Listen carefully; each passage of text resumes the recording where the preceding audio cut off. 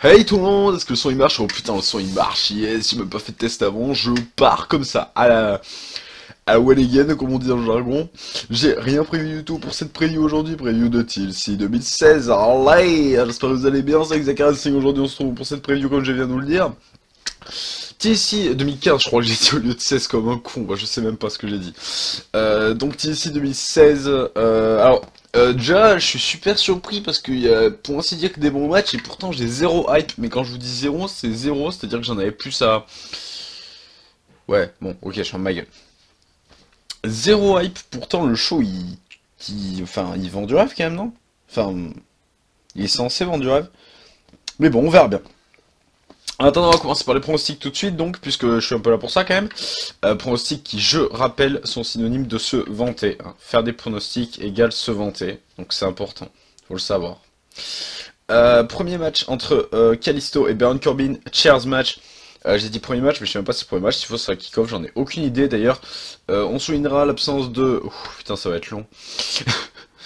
L'absence d'American Alpha, des Usos, de Kane, de Luke Harper, de Kurt Hawkins, d'Apollo Crews, des Vaudevillains, de l'Ascension, de Breezango, de Naomi, de Natalia, qui j'oublie. Je crois que je suis à peu près bon. Bon. Bref, il manque un peu de monde quand même, hein, ça c'est soulignable. Donc voilà, donc le premier match du coup Kalisto contre Baron Corbin. Alors donc Chairs match. Bon d'habitude les Chairs match c'est pas non plus fou. Ah, malheureusement on n'a pas de match des escaliers encore une fois cette année, c'est un peu ma déception. Moi j'attends que ça, hein, chaque année, chaque show même, hein, un match des escaliers c'est vraiment... D'ailleurs j'attends qu'ils me mettent dans Touquet parce que vraiment c'est ma stipulation quoi. Hein. Donc Kalisto Baron Corbin, Chairs match. Il n'y a aucun enjeu. Donc, alors, j'espère que le match va être très bon, parce que ça nous a coûté une bonne fin, un très bon match à Survivor Series.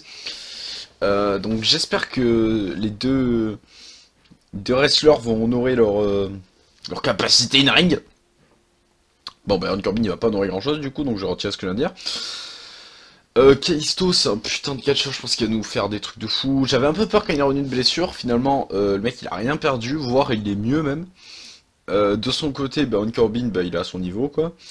Mais je pense qu'il met des stipulations, ça peut être très bon, à moins que ça nous fasse comme Ziggler Corbin, où au final, je me rappelle plus s'il était bon le disqualification match, mais bon. Voilà, j'ai hâte de voir ce que ça va donner. Je sais pas ce qu'ils ont prévu pour les deux, mais... Mais j'espère qu'il y a des trucs de prévus intéressants. Je pense que, par exemple, une rivalité entre...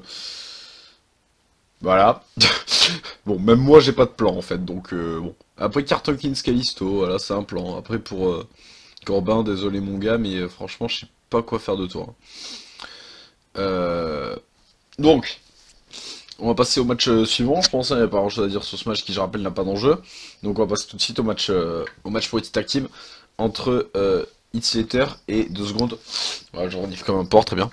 Entre Hitslater et Rhino, donc les champions, face à ce qu'ils appellent la Wyatt Family. Bray Wyatt et Randy Orton, accompagnés de Luke Harper. Donc voilà ce que fait Luke Harper, si quelqu'un se le demande. Alors, Randy Orton, je crois que j'ai jamais autant aimé en ce moment. C'est pas une question de Wyatt Family, puisque moi j'aime pas Bray Wyatt, donc forcément c'est pas lui qui va me faire aimer quelqu'un.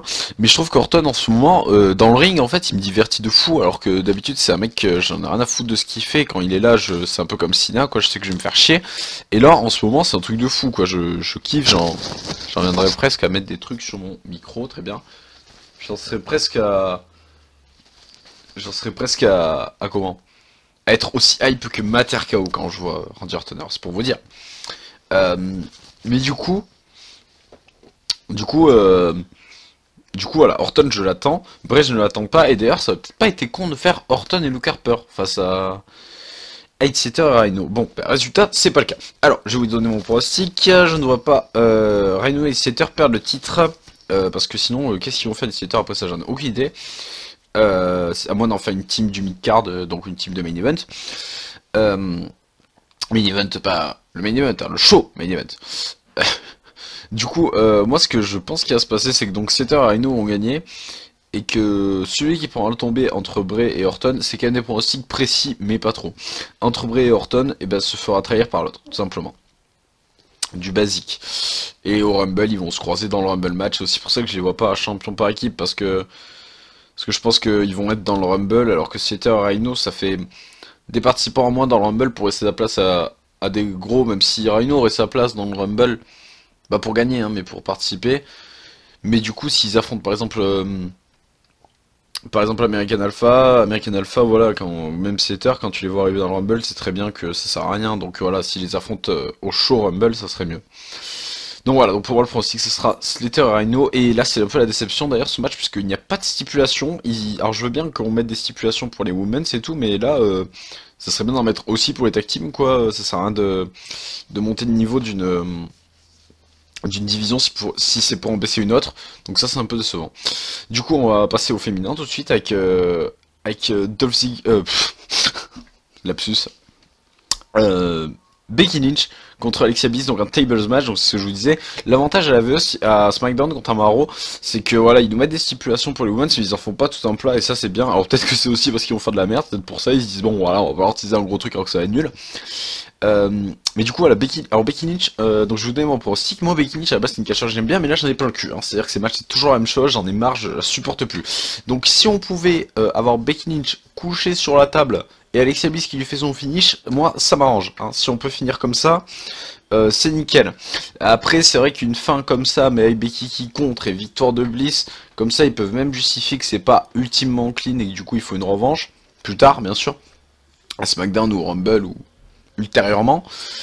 Donc voilà, mais je vais quand même pronostiquer une victoire de Bliss comme je vous l'ai dit, donc avec son finish sur la table.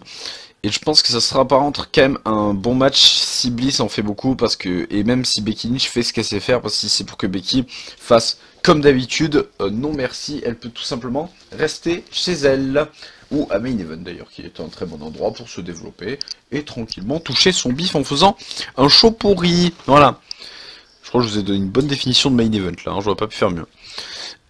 Ensuite, The Miz contre Dolph Ziggler. Donc cette fois j'y viens, le ladder match entre les deux hommes. Dolph Ziggler en ladder match, essayez de me trouver un mauvais ladder match de Dolph Ziggler. Très bien, moi j'en ai pas. Donc les Miz, Dolph Ziggler, essayez de me trouver un mauvais match entre le Miz et Dolph Ziggler. Bon, la fin on n'en parle pas, merci. Donc alors moi j'ai vraiment peur de ce que va faire Maryse dans ce match. Je commence à en avoir marre, mais pas trop non plus, dans le sens où le Miz est heal, donc c'est un peu normal qu'il y ait des interventions. Mais c'est quand même un peu lourd. Donc une victoire de Ziggler, Ziggler, ça serait bien pour Ziggler, mais en même temps j'ai pas envie. Je vois bien Miz remporter, légal ou pas, legit ou pas, j'en sais rien. Mais je vois le Miz remporter, conserver son titre, parce que après, dans un sens, c'est un peu logique qu'il y ait un yo-yo à ce niveau-là. Dans le sens où voilà, ils font gagner le Miz pour avoir un heal face à Zayn, et puis au final, tout reprend l'ordre des choses, et Ziggler reprend le titre. Pourquoi pas? Donc je sais pas, mais je vais quand même dire le Miz. Voilà. Je vais dire le Miz, et je pense que le match sera putain de bon, j'espère. Avant de passer au main event, on va donc faire le match entre Nikki Bella et Carmella. Donc là, je vais faire très rapidement. C'est très simple, puisque bien sûr je connais le scénario, puisque je suis inclus dedans. C'est très simple, donc Nikki Bella arrive. Carmella n'arrive même pas, la cloche sonne et je la démonte, la Nikki. Voilà, et victoire de Carmella, du coup, grâce à son mec Alex Zacharias qui intervient. Voilà, donc on va passer au main event. AJ Styles contre Dean Ambrose. Donc TLC match. Alors ce match, je vous dis que j'ai envie d'avoir ce match depuis... Depuis quand je vous dis ça? Depuis que... Oh là là. Ça doit être depuis le Rumble, peut-être. Ouais, peut-être depuis le Rumble que Styles est arrivé, bon. En tout cas, ça fait des mois et des mois que je vous dis ça, donc maintenant je vais enfin l'avoir, mon Styles Dean Ambrose en TLC match, ce qui nous confirme encore que Styles aurait dû gagner le titre plus tard. Ça aurait été mieux au niveau de la storyline. On n'aurait peut-être pas eu à supporter James, même si moi j'ai rien contre monsieur Ellsworth, mais bon après il y a... Disons que moi j'en ai... Enfin il me dérange pas, ce qui fait... c'est que le faire battre Styles c'est beaucoup, mais ça c'est si on se fie à des termes au final, parce que quand tu vois le match, c'est bien qu'au final il est pas... C'est pas comme s'il le démontait quoi, il fait pas de jobber non plus. Mais bon voilà, pour moi c'est pas ça qui va décrédibiliser Styles, je pense que... Parce que voilà, ce qu'ils ont fait du club, ça c'est décrédibilisé comme ça. Mon pronostic qui va être AJ Styles, que je vois conserver. Et c'est vrai que...